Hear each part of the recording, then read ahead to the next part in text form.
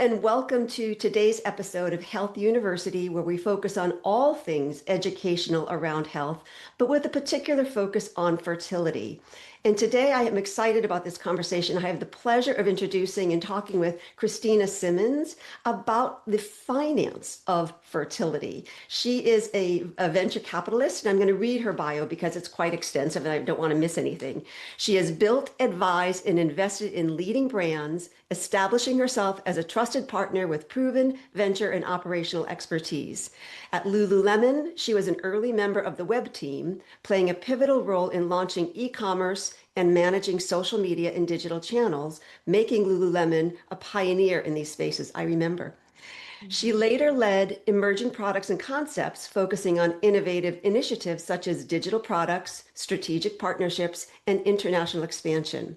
She then joined Andreessen Horowitz as a partner, where she supported market development, helping portfolio companies evolve into renowned brands and connecting them with global leaders. Her career path then led her to early stage food startup, transitioning later to advising and angel investing. At Khosla, am I pronouncing that correctly? Khosla? Khosla. Khosla Ventures, she served as chief of staff and investment partner, serving on boards from seed to Series D.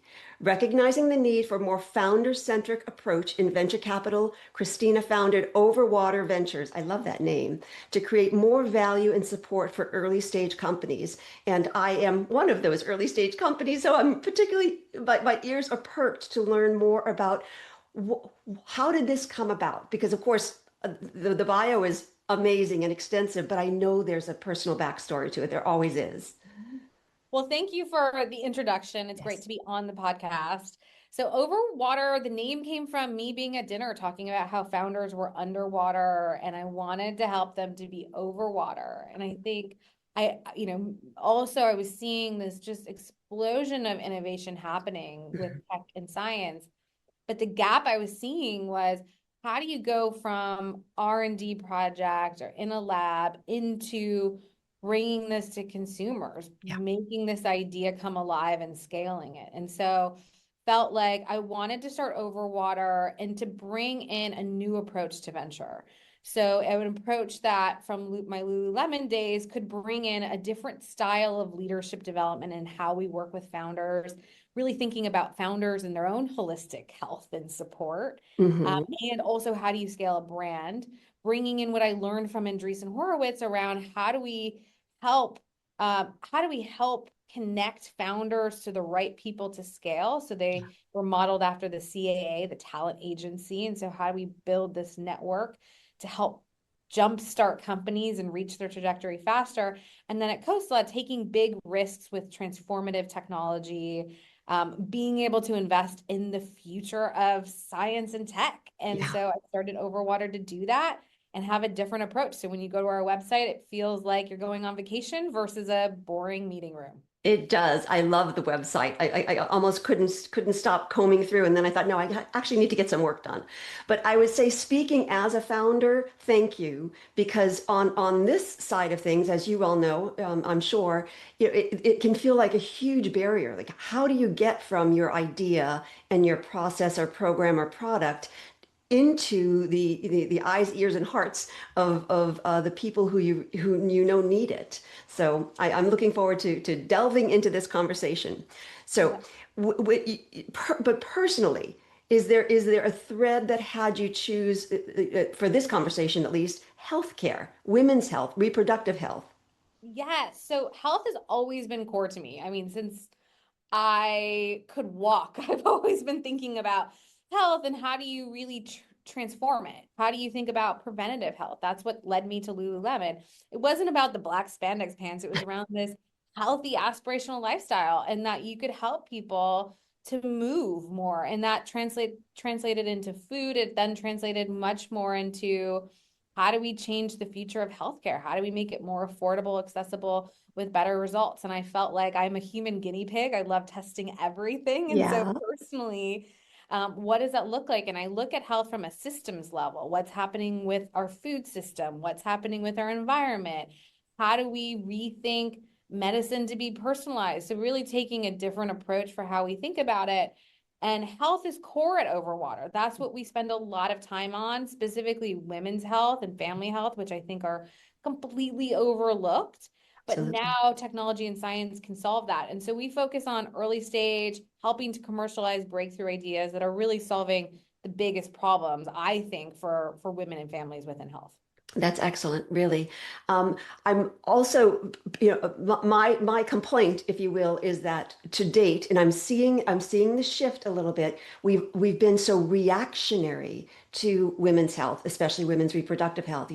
Women are finding that they're having problems almost when it's too late. They're at the IVF clinic and learning that they should have done something 5 years prior, or they're entering their perimenopausal years and they could have done something in ages 35 to 45 to sort of mitigate or prevent some of these, really uncomfortable signs and symptoms that affect their whole life, their relationships, both personally and professionally. So I love that you're taking this pioneer's eye to the VC side of things to really help us all launch into improving our lives, the lives of the people we're trying to help, and again, as you say, making it more affordable. So, some of the companies that you have been working with include Gameto, Overture, and Tiny Health. And these companies have been reimagining everything from IVF to infant microbiome. What would you say are the core mission? Is the core mission driving these kinds of startups that have you choose to champion them? It's a good question. Really comes back to how do we rethink healthcare? What does the future of health look like? And with this acceleration of technology, AI, bio, where are there opportunities? And so we look, every year we sit down and say, where do we think the biggest problems are? What does Mhm. that look like? Fertility being one. I think it's one of the fastest growing areas within healthcare. I would love it when if women in their 20s in college were thinking about testing it or testing early. I think that there's both a technology opportunity but then also a branding opportunity. And kind of try to merge both of those Yeah. worlds. And so we take a holistic view of, okay, what problems do we think are large to solve, and then how can we solve them? So fertility being one, we've invested in Gameto, Overture Life. We've also invested in companies like Conceive, which are trying to help even before you get to IVF. How could you have better care? How could you automate some of the processes? We're also looking at things like, the rate of breast cancer is only increasing in younger women. We Mhm. just invested in a company that's revolutionizing breast cancer called B Sound, Tiny Health, which is rethinking gut microbiome. So some of these big, I think, meaty issues. Yeah. And within fertility, we really looked at the approach of how could we really transform the patient experience? How could you lower costs? They're so high, especially Mhm. in the US. And how could you create more accessibility? And when we looked across and really mapped out, and I personally, went through and tested 3 different clinics to see what was broken in the experience. So it was coming through, okay, I think areas like embryology could be reinvented. Hmm. Hmm. Excellent, excellent.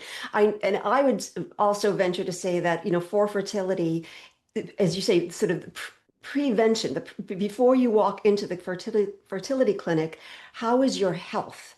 Are you are you one of the ones who's likely to have some, microplastics in your follicular fluid or inflammatory markers in your follicular fluid? And that's where that egg is growing to become the embryo. So making some of these fundamental lifestyle changes with support is I think going to be the game changer in my opinion. I'm a traditional Chinese medicine doctor, so I kind of go back to like, okay, what happened before the problem that we can help to resolve the problem before it starts. And so making these changes to clean up our health, including our microbiome. I use Tiny Health as well for testing because I think it's really important to just know what's happening so that we know what we need to do to fix what's out of alignment.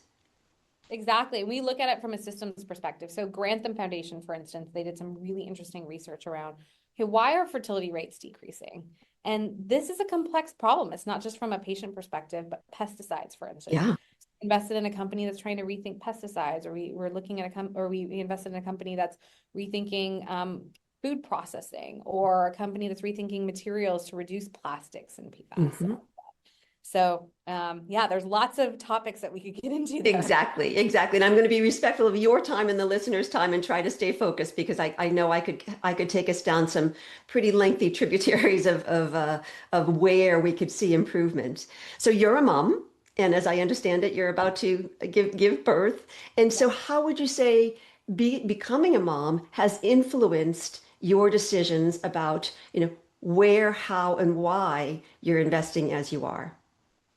It started, so I can answer that, but it started far before that, actually. It was Mhm. when I was at Khosla, I really, Lululemon transformed how to think about women's health in a different view. But when I was at Khosla, I just saw this massive funding gap in areas that are really important, like fertility and menopause. And I felt like fertility was more than just trying to have a family, it was the optionality for when to have a family. And so when I was there and working long hours, I thought through, okay, why not freeze my eggs? And so that's actually where it started, was from the opposite lens of how do I have the optionality and how do I create it? And when I went through and went to 3 different clinics, it felt like a very broken experience for egg freezing. It was very much focused on IVF, and it felt like there was a lot of opportunity to make it more accessible and have a better connection with your doctor directly. And so that's where it started, really came from. And then, looking at the different life phases for a woman and then going through the pregnancy journey myself, really led me to tiny health, for instance. So how do we know what's happening in our gut microbiome, both gut and vaginal, and how does that translate into the health of a child and preventing things like eczema or allergies in the future? So Absolutely. look at it more holistically. Absolutely. And I want to just harken back to a comment you made because you probably saw me nodding vigorously, getting tested earlier. If I ruled the world, every person with ovaries, I need to correct how I phrase it, would be tested by about age 27. So that if something were, amiss, we would know then and we would have time to make some corrections, and or if we needed to get some eggs frozen, yeah, let's get on that right away if there's already some, premature ovarian insufficiency or diminished ovarian reserve, or even endometriosis is something that we would know would be progressive and make it more difficult down the road. So I would love to see somehow, and I don't think that we really can wait until we start at the congressional level or the federal level, somehow having a grassroots effort that says, maybe it's with the OBGYN associations. Yes, let's have a standard of care, much as we have a standard of care for pap smears be at age 21, have a standard of care for the simple blood test. It doesn't have to go through the whole rigor, just a simple blood test of like, what are your hormone levels looking like right now? Mhm. Yeah. I think that there needs to be better diagnostics, and I imagine a world, and Overture Life, for instance, trying to democratize egg freezing and bringing it to OBGYNs is really exciting. But I also think, we invested in a company called Adaptex, which can do continuous monitoring similar to a glucose reader Uh-huh. of your hormones. And so that will be even more game changing than a one-time blood test. And we'll really Absolutely. start to know trends. I think there are companies like Aura, for instance, and Yes. Teamed Up with Natural Cycles, that's starting to educate people around this. But it's exciting to see what diagnostics plus education can do to move that into earlier Absolutely. Yes. I love that Aura now syncs with natural conception. Did I get that right? natural cycles. Natural cycles, as well as they're now syncing with a continuous glucose monitor over at Dexcom, over at Stilo. So those two data points are so helpful for a person to know, how's she doing? Is there a trend that is warranting some intervention or attention right away? Mm-hmm. Yeah. And even So, imagine in the future, hormones plus things like cortisol on a continuous basis mhm. can change the game with what we know. And then, of course, if you're in your 20s, you could say, okay, given that and given your family history, and potentially eventually you'll have, more multi-omic data about yourself, then you can do it in your doctor's office, which would be game changing if egg freezing or IVF can be done through your doctor. It's accessible. And in the future, with companies like Gameto as well, you won't have to have hormone injections. And so Right. instead of it being 21 days, it's 3 days.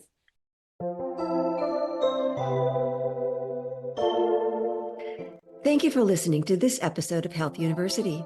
We always strive to find ways to improve our support of you. Please connect with us for a fertility assessment call at the link below, healthuniversity.co, note not .com, /your fertile health call. We'd love to learn a bit about you and share our resources. Now, let's resume our conversation in today's episode. All of these things are time and money, conservation, and really helps with the mental health of these people who are going through, the challenge of fertility. I would really love to see just a reversal of the trend of infertility. And I do think, again, I'm old school. It's certainly with traditional Chinese medicine, I think that's really implementing some of the lifestyle changes and, targeted circulation to ovaries and uterus, and sleep-wake cycles and all of these things that, again, can be tracked. We have the devices now. We have the ability to track all of this, like see where can we make these shifts and then see the improvement. I mean, that's really so helpful because we really want to have healthy babies, healthy families, healthy future. We don't want to just have a positive pregnancy test. Mm-hmm. Yeah. So femtech, we want to, we're seeing lots more femtech companies, popping up, but I want to hear your point of view on, where is it excelling? Where does it need some support? Its kind of evolution and where you see it going. Mm-hmm. It's a good question. So first of all, the word femtech, I think broader. I think at the systems level, I think fertility is also a men's issue. So I get stuck sometimes in femtech as a word, but I think there's so much opportunity. So now what we're seeing is some sort of differentiated technology mixed with really strong go-to-market potential or strategy or something that's unique. And so that's what we look for. I think I was seeing at some point in time, there were lots of companies, but they didn't have some sort of differentiation, or they were incremental innovation, not transformative innovation. Mm-hmm. But now with what's happening in both, sensors and AI and bio, we're actually starting to see real progress. And because of that, I also think that on the research side, we've lacked real research in women's health. And I think that's changing. Buck Institute is starting to have more research on it. We're uncovering that, even in drug testing, they didn't test on female mice, for instance. And so we're starting to really understand how research has translated into real products and technology for the end consumer. Yeah, I had the good fortune of listening to Dr. Jennifer Garrison at the Buck Institute and her work on diminished ovarian reserve.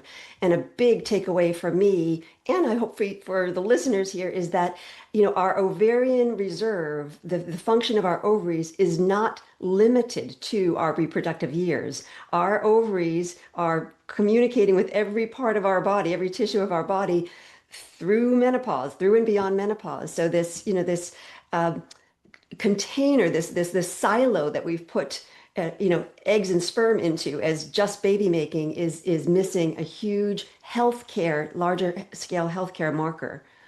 Mm-hmm. Yeah, yeah. And So yeah, go ahead.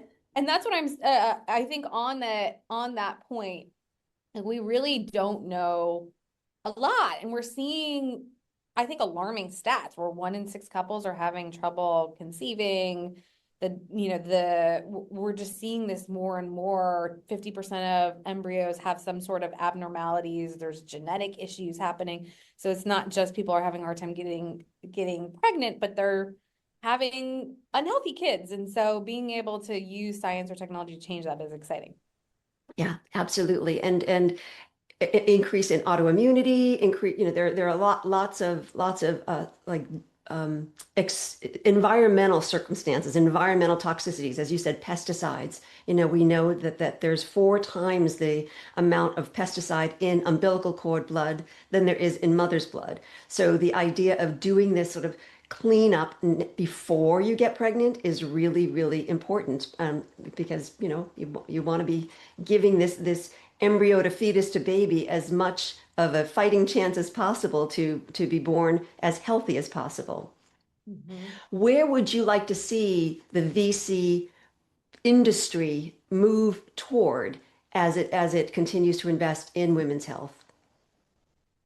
I mean, first of all, I would love to have more dollars be put into these categories. Like that is first and foremost. And I think it's changing. I mean, I think when you go back into the root of why weren't companies funded before, VC traditionally, I mean, there's lots of problems there, but VC, you know, I was in rooms of all guys, and it's hard to educate around women's health when you're not a woman. And so I think that now, given the rise of more women in venture capital, we're seeing that change where dollars are then allocated. And then we're also seeing really strong companies being built that have real differentiation, that are starting to get commercial traction come into fruition. And so my mission is to be able to help not only fund those companies, but help them to reach their vision faster.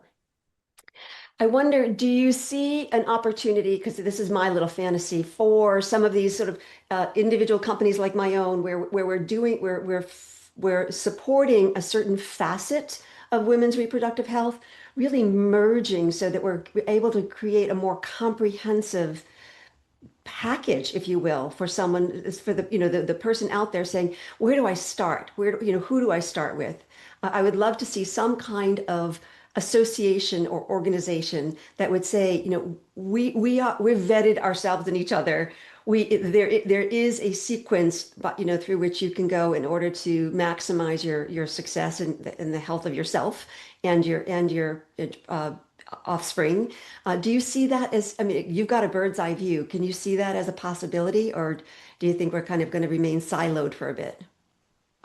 I would love to see more consolidation, and I think about it as what is really transforming the game. Mhm. And I think that there are companies that are starting to lead these spaces, and then they can either work on partnerships with other companies or fold them under, or being able, from a sales perspective, bundling offerings. Right, white labeling and bundling. Yes, that's my prayer. So I'm seeing that more and more. And I think, when I look at all, within fertility, for instance, like I'm biased here because I'm an investor in Overture Life, but I think Overture Life is one of the most positively disruptive companies within fertility, as an example. And so the more that they're successful in launching into clinics and launching eventually into OBGYNs, then that enables other companies to kind of come along and then add to the experience. So Mhm. for instance, Conceive, which is a company we've also invested in, is at the front end. So imagine, before even going to egg freezing and IVF, you can have diagnostics, but also do things remotely, like understanding your hormones, or do at-home IUIs. Like I think there's a lot of potential up front before you even get to that point. Uh-huh. I think I might have been thinking of a different conceived company. I was thinking of one that was more coaching oriented. But I do like the idea of actually having being able to, in the comfort of your own home, do a lot of this, testing and treatment before you go into your OB/GYN or reproductive endocrinologist to say, do I need help? You'll have some of that important data beforehand. Mm-hmm. That's the future that I see. Yeah, I'm gonna ride on that bus as well. Is there anything I admit to knowing very little about your industry. You know a lot more about my industry. Is there anything that I haven't asked about or pearls that you want to impart for the listening audience, because they are comprised of individuals seeking help and professionals curious about what's going on out there. Yeah, I think from a technology perspective, we invest in technology. And I think even in a year, in 3 years, in 5 years, what we know to be true about fertility in general and women's health will be changing, which Yes. is really exciting. Gameto, eventually, their mission is to reverse menopause, which is really exciting. Overture Life is trying to democratize egg freezing and IVF. I think the costs and the results are dramatically different from clinic to clinic. And I don't Yes. think people really realize that. Yes. And also, there are just massive fertility deserts right now in California and New York. You have mini clinics, but there are only 300, something like 300 REs, and there are 30,000 OBGYNs. So Exactly. how do you start to democratize this? How do you lower costs? What does that look like also on a policy perspective? And so Overture Life, for instance, the idea is to automate the embryology lab so that you could have consistent results. The cost structures can come down. So imagine instead of it being, I imagine a world, instead of it being 50,000, it's 5,000. Yes. And that is possible with technology. I think being able to solve how do you scale this and being able to automate that can actually solve these problems. And so from a patient perspective, I think in the future, it will be much better where you'll have better results for every cycle. Hmm. It will be a better consumer experience, whether you're doing some of the work at home, you don't have to do hormone injections. You'll know you'll trust that you'll have consistent results instead of So worrying about important. the variability from clinic to clinic. You'll Yeah. know that Overture is already in Panama performing better than the leading embryologists. And Wow. so technology can actually solve these real problems. And I think, being able to have it be accessible, you don't have to go through 8 cycles, you go through one and get the same results is exciting. That's where I think I come in as well, because again, the results of some of the work in my program have shown such improved outcomes that the savings is there for the corporations. They're not paying for 3 retrievals, they're paying for one or maybe two, but that's saving, $30 to $60,000 per employee, not to mention the lost time and the employee morale and what's happening to this person because it's a human being having this experience and how that's affecting productivity as well. So I love that. I'm noticing that there are a few I don't want to call them pop-ups, but a few businesses that are doing low-cost IVF. It seems to me that they're doing low-cost IVF with sort of because it's minimal intervention and they're using, nurse practitioners rather than, medical doctors and waiting until retrieval or transfer for the REI to actually, get involved and spend that time, which raises the cost. What are your thoughts on that?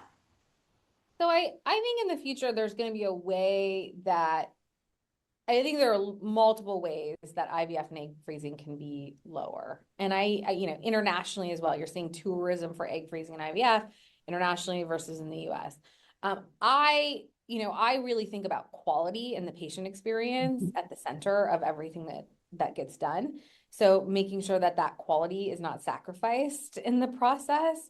So, I think that the only real way to be able to make sure that the quality is high is to be able to integrate technology and better science into that process. So there can be a world that a nurse can be able to do that Mhm. if it's automated and you have, maybe you're using AI for the protocols because Yeah, it's an artisan sport, so to speak, in yeah, fertility today.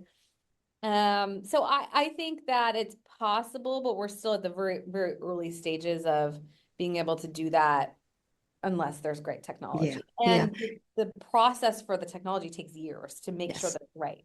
Yes, exactly. And there will always, I mean, the technology will always be like the structure within which the art of medicine and the human experience, I hope I don't see a world where a robot is going to be, doing the egg retrieval and doing the transfer, because I do think that, as human beings, it would be really nice to continue to have a human being utilizing AI, but being the relationship for the patient that lets the experience be, more personal.